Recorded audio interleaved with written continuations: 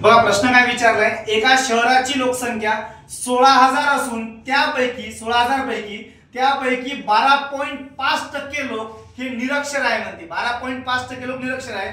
तर एकूण साक्षर लोकसंख्या किती दिलाय तुम्हाला? निरक्षर लोक आणि विचारलाय साक्षर लोकसंख्या. 12.5% लोक एवढं निरक्षर आहे आणि साक्षरता विचारली किती. मग आपण निरक्षरताच करूया. निरक्षर किती आहे ते करूया पहिले. म्हणजे काय, नवीन किंमत निरक्षर करूया. नवीन किंमत इज इक्वल टू जुनी किंमत सांगितली आहे तुम्हाला किती आहे, तर 16,000. जुनी किंमत 16,000. किती निरक्षर आहे आपल्याकडं, तर 12.5% लोक निरक्षर आहे.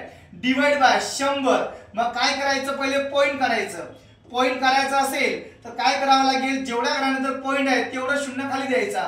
म्हणजे इथं किती 125 पॉइंट करायचा आहे. पॉइंट नंतर एक आकडा आहे तर एक शून्य खाली वाढवायचा. म्हणजे काय, एक शून्य वाढवलं म्हणजे 1000 झाले. वरचे 3 अंडे खालचे 3 अंडे कट झालं. या दोघांचा गुणाकार 16 गुणाकार 125. 16 गुणाकार 125 किती होते, तर 2000 होते. मग हे 2000 काय, तर एकूण निरक्षर आहे. 12.5% हे टक्क्याच्या स्वरूपात आहे निरक्षरता. पण लोकसंख्या किती आहे, तर 2000 लोक निरक्षर आहे. एकूण लोकसंख्या किती आहे, 16,000.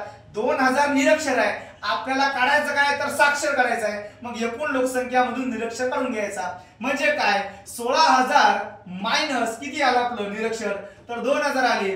मग 16,000 मधून 2000 गेले, राहिले किती, तर 14,000. एवढं काय असेल तर साक्षर असेल. संपलं कार्यक्रम.